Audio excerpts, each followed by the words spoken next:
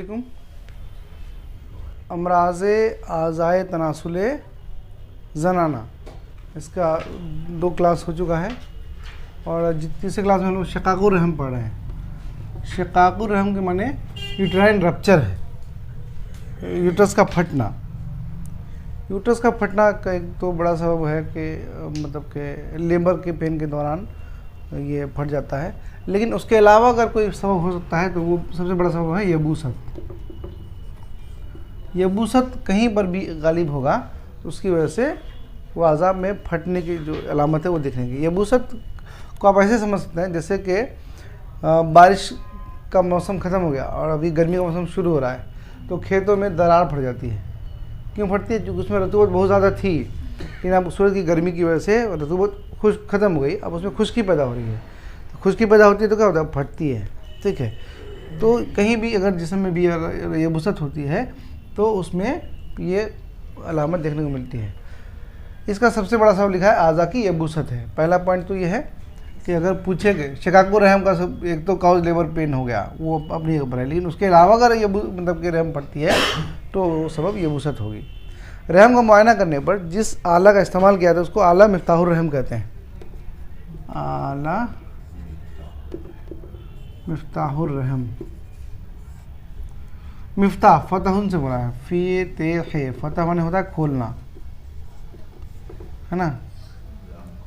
रहम को खोलने वाला आला, उसको आई थिंक कॉल्पोस्कोप बोलते हैं, चूँकि उस प्रोसेस को कॉल्पोस्कोप ही बोलते हैं तो उसके इंस्ट्रूमेंट को कॉल्पोस्कोप बोलते होंगे। ठीक है, बच्चे की पैदाइश के बाद बच्चा को जो खून खारिज होता रहता है उसे निफास कहते हैं। निफास बहुत पढ़ा है आप लोगों ने, लेकिन कभी कभी फिर भी बच्चों को कन्फ्यूज़न रहता है निफास क्या है। इंग्लिश में क्या बोलेंगे इसको? पुरपेरियम। ठीक है। आलाकुल अम्बात पिस्ता के दरख्त का गोंद है। आलाकुल अम्बात,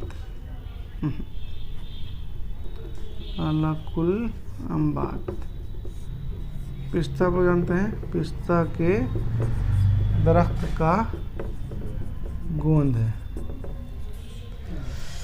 इसके बाद लिखा है, ये इतने पॉइंट जो है इम्पोर्टेंट है शकाकुर रहम में।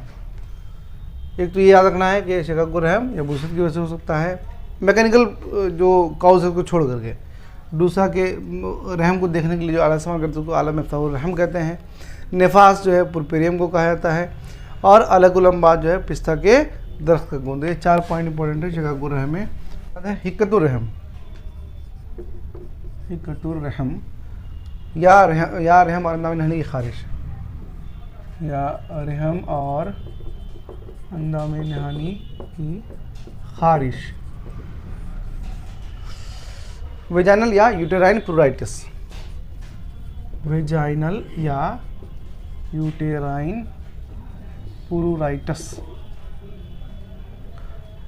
इसका सबब रहम और नवाही रहम के तेज़ सफरावी अखलात या नमकीन और शोर अखलात काला का खिल्त है। आप लोग इससे पहले भी बार बार पढ़े हैं, कहीं पर हिक्का है तो वहाँ पर 2-3 चीज़ का जिक्र पढ़े होंगे, एक तो सफरा का, दूसरा शोर बलगम का, शोर बलगम का। ठीक है, नमकीन और शोर अखलात का, है ना। अखलात यहाँ पे लिखा है, बेसिकली वो शोर बलगम ही है। अखलात में चारों में से जो पॉसिबिलिटी है वो शोर बलगम की है। दोनों का मिजाज कैसा है? गर्म खुश्क होता है, और ये हिक्का पैदा करता है। ठीक है, हिक्कतुर रहम की 2 किस्में, एक सादा, दूसरा वर्मी। सादा में खारिश होती है, फुंसियाँ नहीं होती, और वर्मी में क्या है? खारिश के साथ रहम में वर्म मुज़मिन या फुंसियाँ हो या खुशियतुर रहम में मुज़मिन वर्म हो।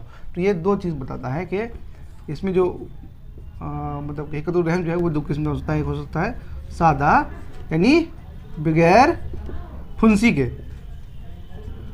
के, इसको आप लोग पढ़े होंगे जरब और हिक्का। जरब में भी खुजली होती है, हिक्का में भी खुजली होती है, लेकिन जरब में दाने होते हैं और हिक्का में दाने नहीं होते हैं। ठीक है, ये आमतौर से जो आप स्किन डिजीज में पढ़े होंगे। यहाँ पर हिक्कतुर रहम को 2 पार्ट में बनाए, एक तो सादा, दूसरा वर्मी। तो इसमें क्लियर है सादा का मतलब कि उसमें सिर्फ इचिंग है और कोई फुंसी नहीं है, लेकिन वर्मी में वर्म भी हो सकता है या फुंसी भी हो सकती है। तो ये 2 याद रखना है। हिक्कतुर रहम की कितनी किस्में हैं पूछा जा सकता है, ये थोड़ा सा याद रखने वाली चीज़ इंपॉर्टेंट है ये। इसमें एक और इम्पॉर्टेंट पॉइंट है कि मरीज़ा में जमा की ख्वाहिश बहुत ज़्यादा हो जाती है, यहाँ तक कि जमा से बिल्कुल सैर नहीं होती और ख्वाहिश बाकी रहती है। जमा की ख्वाहिश बढ़ जाती है, सैर नहीं होती। क्या मतलब हुआ? सेटिस्फेक्शन नहीं होता है, यहाँ तक कि जमा से बिल्कुल सेटिस्फेक्शन नहीं होता है। तो ये 3-4 पॉइंट जो है हिक्कतुर्रहम में याद रखने वाली चीज़ है। सबसे इंपॉर्टेंट है इसका मादा, किस मादे से होता है, ये इंपॉर्टेंट है सबब। दूसरा इसका किस्म, सादा और वर्मी। और चौथा पॉइंट है ये कि इसमें जमा की ख्वाहिश बढ़ जाती है। क्या कह रहा है? खिल्क के तनक़िया के लिए अखल की फसद खोलें। इसी मर्ज में हिक्कतुर्रहम में करा है कि खिल्त के तनक़िया के लिए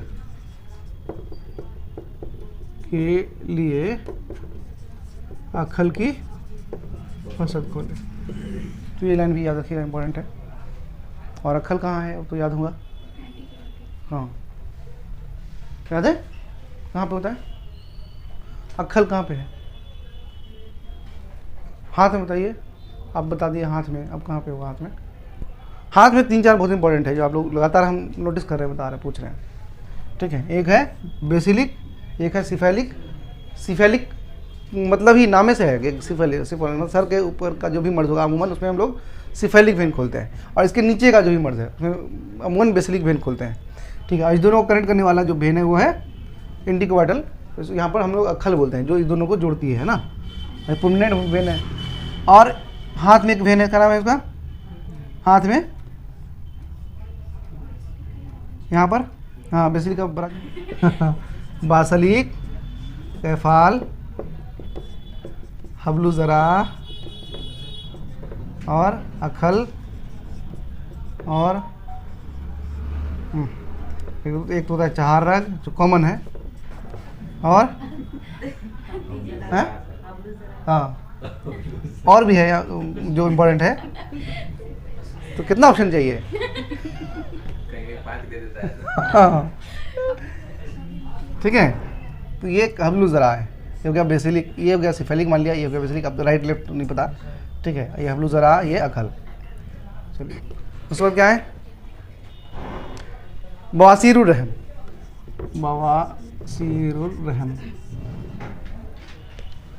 देख लीजिए,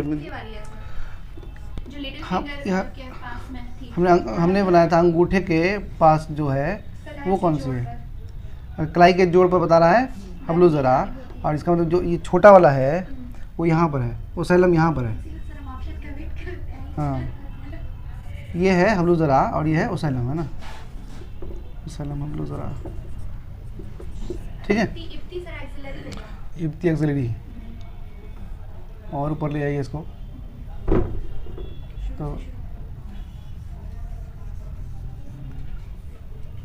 तो यहाँ पर जो है एक्सिलरी रीजन में हो गया इब्ती, एक हो गया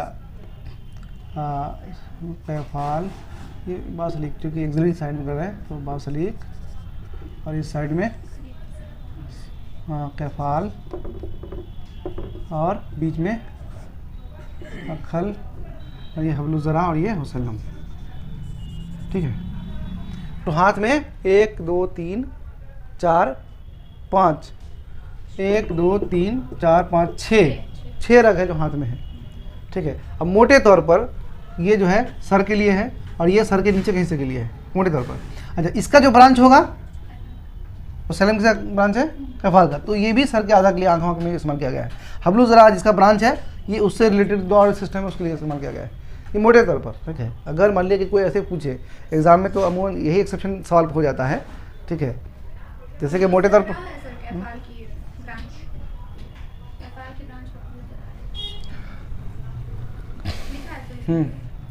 ठीक है, वो नहीं, हम ये इसको सब क्वेश्चन देख रहे थे। ये बेसिलिक का है शायद, उसैलम जो क्या लिखा है? कैफाल में लिखा है, सॉरी ये हब्लु ज़रा में लिखा है कि कैफाल की वो है, कैफाल की ब्रांच है। अच्छा ठीक है, उसैलम में नहीं लिखा है। ठीक है, तो ये ब्रांच जो है कैफाल का है ना, और ये इस तरफ करना पड़ेगा, छोटी उंगली यहाँ करनी पड़ेगी, तो यहाँ पर उसैलम। क्लियर हुआ? सो क्लियर करते चलिए। हाँ, एक्जिला को उधर दिए हैं इसलिए, तो बेसिलिक को बासलिक को इधर दिए हैं, तो इसलिए छोटी उंगली इधर आ जाएगी। ठीक है, और इसीलिए इसका ब्रांच जो है, इसका ब्रांच अच्छी तरफ देना है समझने के लिए भी। और ये भी शायद इसी के ब्रांच में है, इब्ती भी बासिलिक के ही ब्रांच में है। देखिए क्या लिखा है इब्ती के बारे में, इब्ती बासिलिक की शाख। बासिलिक की शाख है। तो ये भी सवाल पूछा जाता है कि कौन किसकी शाख है, ठीक है। तो ये भी इम्पोर्टेंट है, याद रखिएगा। उसैलम और इब्ती दोनों बासिलिक की शाख है। हालांकि हम इब्ती से ही शुरू करते तो अच्छा रहता, ऊपर से नीचे फिर उसके नीचे। लेकिन बासिलिक इम्पोर्टेंट इसलिए है कि ये आमतौर से प्रोमिनेंट है और अमूमन जो मतलब फर्स्ट का मामला है वो यहाँ से खुला जाता है, इसलिए इम्पोर्टेंट है, ठीक है। और इसीलिए उसके दोनों ब्रांचेस करके दिए गए। हालांकि इसकी छोटी शाखा है, इसकी बड़ी शाखा है। चलिए सुनाइए।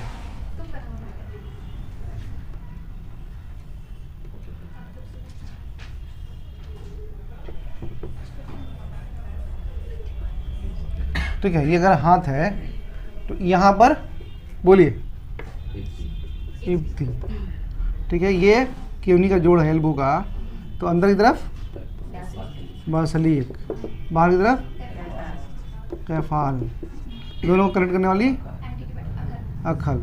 और अक्खल किसका ब्रांच बताता है, मतलब ब्रांच नहीं, मतलब कि किसका फ़ायदा बताता है अक्खल में, ऊपर का मुंह या मिड के आसपास का है। जैसे कफाल की लड़े सर के अमराज में इस्तेमाल होता है, बासलिक सर के नीचे के अमराज में इस्तेमाल होता है। तो ये दोनों के आसपास जो मर्ज है वहाँ पर अक्खल का फर्स्ट खुला जाता है। अलग अलग जगह पे लिखा हुआ है, कहीं पे आँख का लिखा हुआ है, कहीं पे उसके नीचे के अमराज में लिखा हुआ है, ठीक है। किस में, हाँ। तो ये दोनों को कनेक्ट करता है ना, तो ये दोनों का मिला जुला इसमें फ़ायदा रहता है। इब्ती हो गया, बासलिक हो गया, और उसके बाद हब्लु ज़रा इसके आसपास, ठीक है। और यहाँ पर उसैलम, ये हब्लु ज़रा और ये उसैलम। तो इसका ब्रांच बासलिक का ही ब्रांच कहता है उसैलम को भी, और इसका ब्रांच कहता है इब्ती को भी। और कैफाल का ब्रांच कहता है हब्लु ज़रा को, ठीक है। और ये दोनों का कनेक्शन है।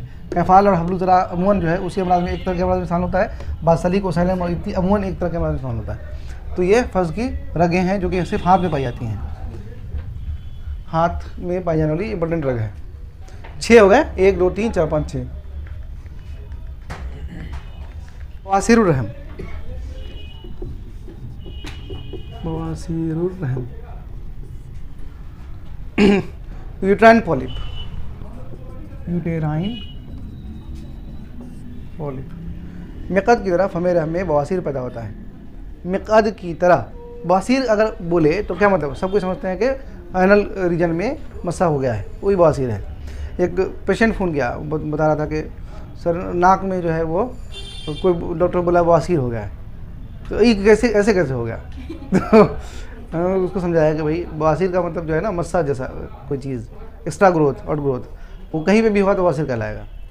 तो अगर अमूमन चूँकि ये एनल रीजन में होता है इसलिए उसको बवासीर कहते हैं। तो लोग बवासीर से मुराद से वही समझते हैं कि एनल रीजन वाला मस्सा, ठीक है। वही मस्सा अगर नाक में हो गया तो नाक का बवासीर, वही मस्सा अगर यूट्रस में हो गया तो ये बवासीर रहम हो जाएगा।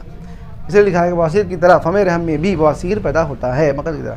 इस मर्ज का इल्म देखने और छूने से हो सकता है। शिद्दत दर्द के वक्त जब बवासीर खून से पूर हो तो इसका रंग सुर्ख होता है, और जब बवासीर का मुँह खुला हो और इसकी रंगत जर्द हो तो ये सुकून का वक्त होता है। ये अमूमन मतलब उसकी अलामत बताई गई है। यही चीज़ मिक़द में भी लागू होता है। मिक़द में भी क्या होता है, जब ब्लड भर जाता है, इंगॉल्व कर जाता है, तो पेनफुल कंडीशन होता है वो, और जैसे ही फट जाता है, ब्लड डिस्चार्ज हो जाता है तो दर्द कम हो जाता है, ठीक है। वही अलामत यहाँ पर भी बताई गई है। अगर बवासीर रहम के अंदर हो तो फ़कत मुजफ़्फ़ात इस्तेमाल कराएं और मुहर्रिकात ना दें। यही चीज़ इंपॉर्टेंट है। कह रहा है कि बवासीर अगर रहम के अंदर हो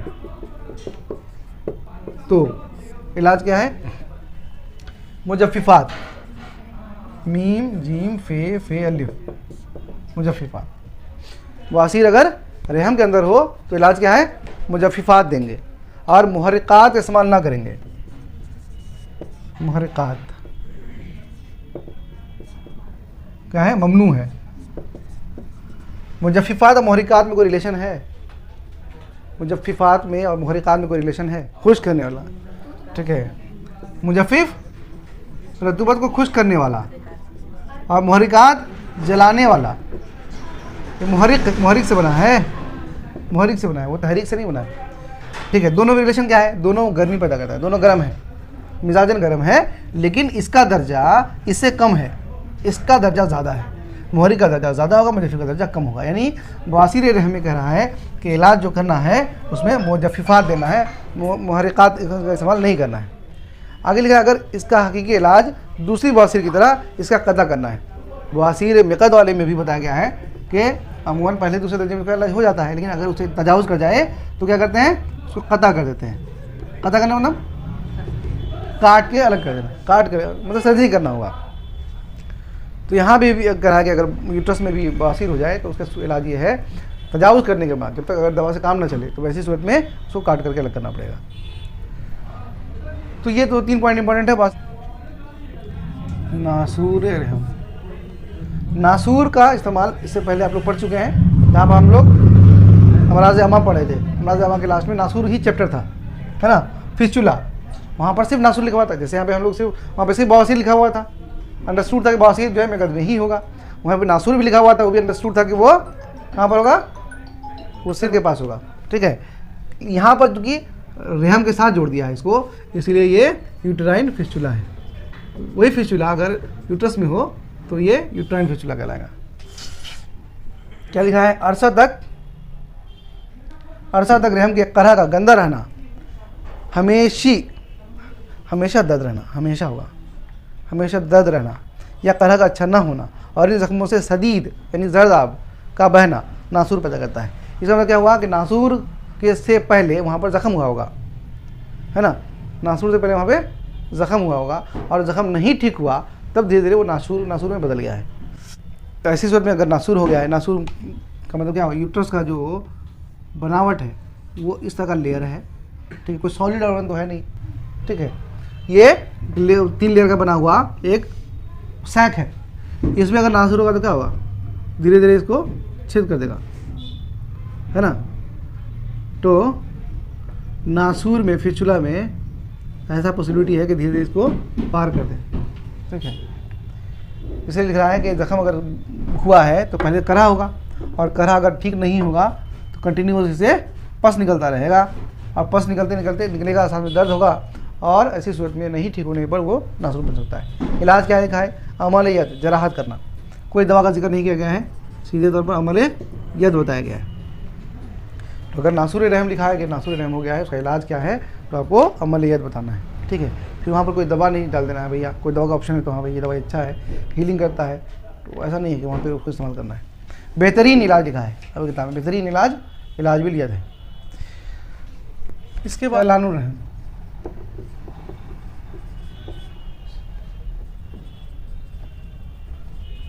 सैलानुर रहम ल्यूकोरिया, इसको सफ़ेदी या सफ़ेदी बहना भी कहते हैं। इसका मुतरादिफ नाम अगर देखें तो सीधे सफ़ेदी बोलते हैं या सफ़ेदी बहना बोलते हैं।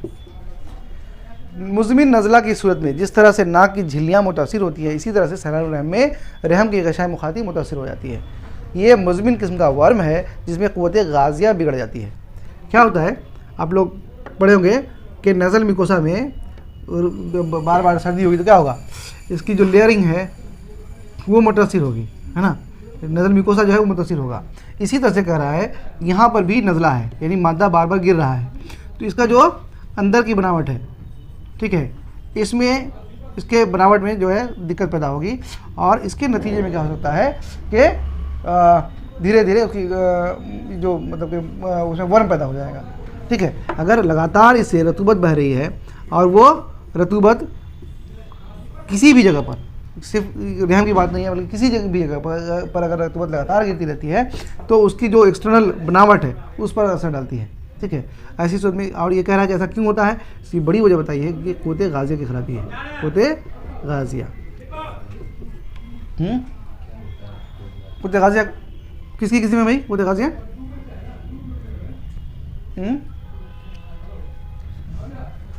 3 क़ुव्वत है, आप लोगों ने पढ़ा है, तबिया, हैवानिया, नफ्सानिया। तो इसमें से इस 3 ब्रॉड हेडिंग में से किसकी किस्म हो सकती है, कहीं पर भी किसी भी ऑर्गन में अगर गज़ाइयत की वजह से कोई तसरुफ़ हो रहा है, कोई चेंजिंग हो रहा है, कोई बदलाव हो रहा है, वो सारी क़ुव्वत जो है तबिया के अंदर में आती है, ठीक है। यहाँ पर क़ुव्वत गाज़िया सीधे तौर पर ग़ज़ा से रिलेटेड है, ठीक है। हमारे जिस्म में कोई तरह का बदलाव हो, किसी तरह का नशोनुमा हो, वो सब जो है कुव्वत तबीयत की वजह से है। क्लियर है? तो यहाँ पे कुव्वत गाजिया जो है वो क्या इसको जो गज़ा पहुँचाने वाली जो मतलब कि कुव्वत है वो ठीक से इसको गज़ायत नहीं दे पाती। गज़ा तो आती है, गज़ा का मामला क्या है, ब्लड सर्कुलेशन से है, ब्लड सर्कुलेशन से गज़ा पहुँचेगी लेकिन इसमें तसर्रुफ़ नहीं कर पाएगी, तो क्या होगा, वो पैरा के बाहर निकल आएगी और वही वाइट डिस्चार्ज बन जाता है, सफ़ेदी बन जाता है। क्लियर है? तो अगर सवाल पूछे कि सैलानुर रहम का सबब इनमें से कौन है, कौन सी कुव्वत की खराबी है, तो जवाब क्या होगा, कुव्वत गाजिया। हाँ, कुव्वत मास्का, यहाँ पे इसको होल्ड करने की जरूरत नहीं है। ये रतूबत तो नॉर्मल रतूबत है नहीं।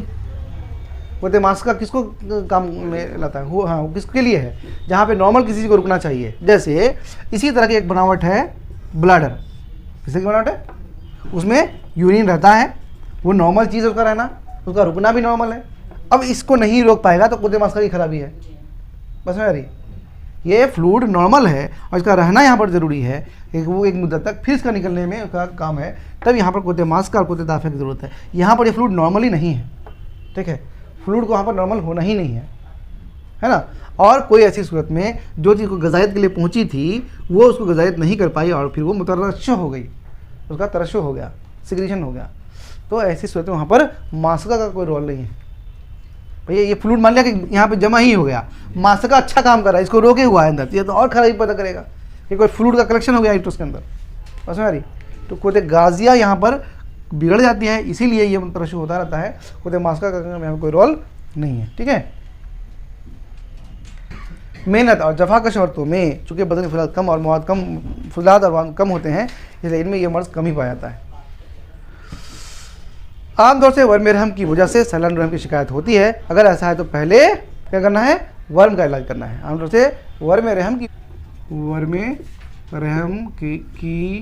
वजह से होने वाला सैलानुर रहम में इलाज पहले क्या है, वर्म का करें, का करना है, वर्म रहम का इलाज करना है।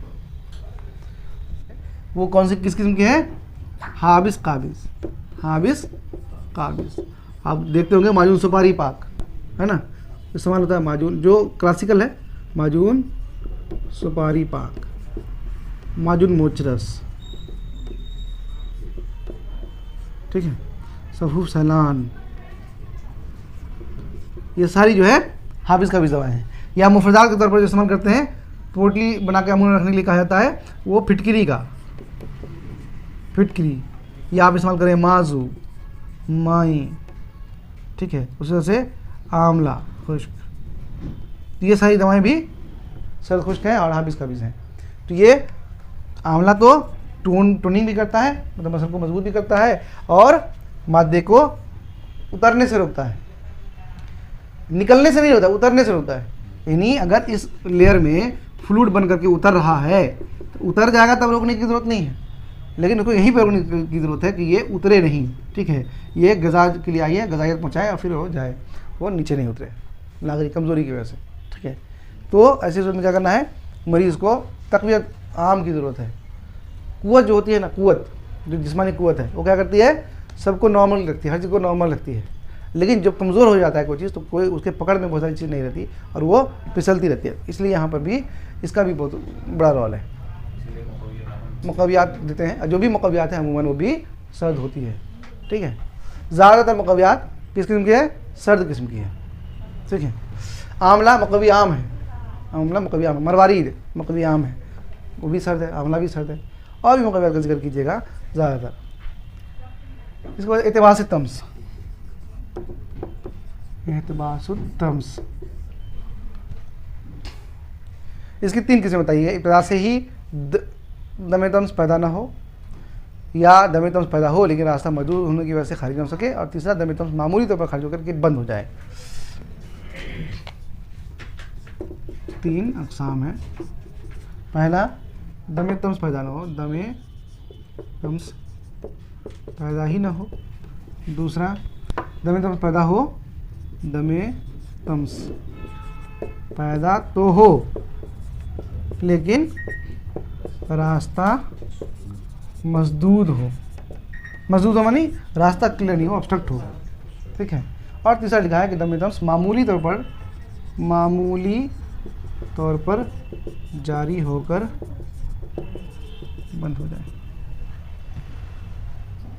क्या हुआ? सब खुश गए।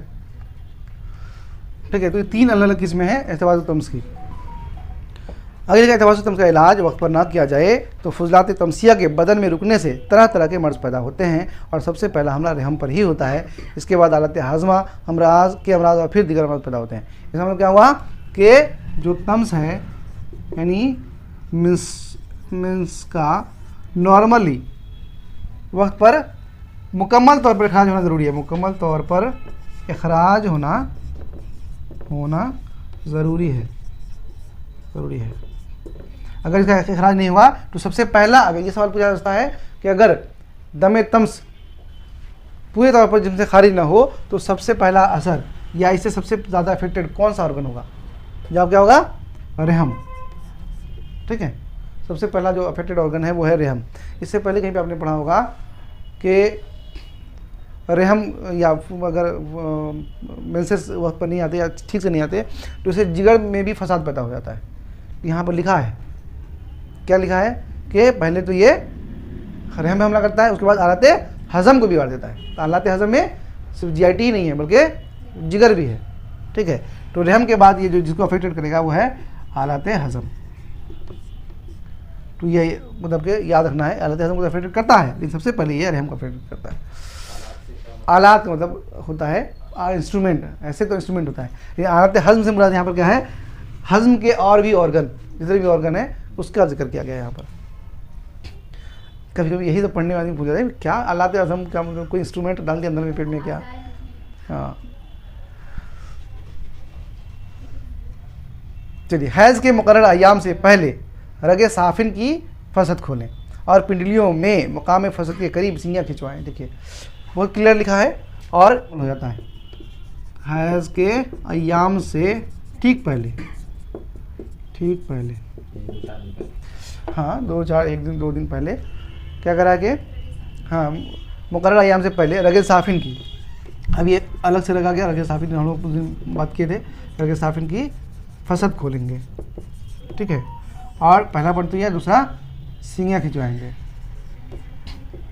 सींगियाँ खिंचवाएं कहाँ पे? इसी जगह के आसपास। किस जगह पर? पिंडलियों में मुकाम फसद के करीब। पिंडलियों में मुकाम फसद के करीब। सवाल पूछता था इनमें से रतक किसको बोलते हैं या कौन इनमें से रतक है? ठीक है, लेकिन अब ऐसा सवाल नहीं पूछेगा, अब बहुत पुराना हो गया, इतना सवाल तो नहीं पूछना चाहिए। अंदामे नहानी का बंद हो जाना, अंदामे नहानी का बंद हो जाना, उसको बोलते हैं विजाइनल अट्रेसिया। विजाइनल अट्रेसिया यानी क्या है? विजाइना की जगह पर जो हाइमेन है वो लेयर इतना मजबूत हो जाए कि वो खुले ही ना, या इसके पोर्स जो हैं वो ओपन ही ना हो। तो ऐसी सूरत में क्या होगा? जो पीरियड का जो फ्लूइड है वो आकर के सब जमा हो जाएगा। ठीक है, वो बाहर नहीं आएगा। ऐसी सूरत में हर महीने मेंसेस होने के बावजूद ब्लीडिंग नहीं होगी, काफ़ी पेनफुल होता है ये, है ना? इसी सूरत में काफ़ी पेनफुल होता है। तो इसका क्या इलाज है? सीधे तौर पर सर्जरी करते हैं। लिखा है कि अंधा मिठानी के मुंह पर ऐसी चीज़ें पैदा हो जाती हैं जो औरत को जिमा से रोक देती है। ऐसी औरत रतका कहलाती है। अमूमन वहाँ तक हालत नहीं पहुँचेगी, उससे पहले ही जैसे ही पीरियड शुरू होता है उसके आसपास से ही पेनफुल कंडीशन शुरू हो जाता है। ठीक है, तो इसका इलाज क्या लिखा है? अमल दस्तकारी है। दस्तकारी, इसको अमल दस्तकारी भी बोलते हैं कहीं पर, इस अमल को नहीं बोलते हैं। ऐसा नहीं कि यहाँ पर जो सर्जरी करे उसको बोले। अमल दस्तकारी का मतलब सर्जरी, इसी को अमल जराहत भी बोलते हैं और इसी को अमल यद भी बोलते हैं। तो कहीं पर दस्तकारी लिखा है तो समझिए कि हाँ, हाथ से कुछ काम करना तो सर्जरी करना। ठीक है, दूर रहम,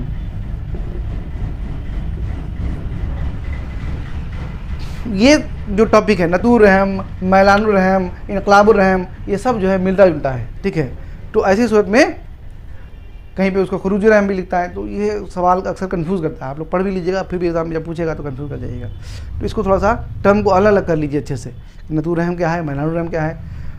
नतू रहम लिखा है रहम का बाहर आ जाना, रहम का बाहर आ जाना, और इसी को हम बोलते हैं इनकलाब रहम या खरूज रहम, इनकलाब रहम या खरूज रहम।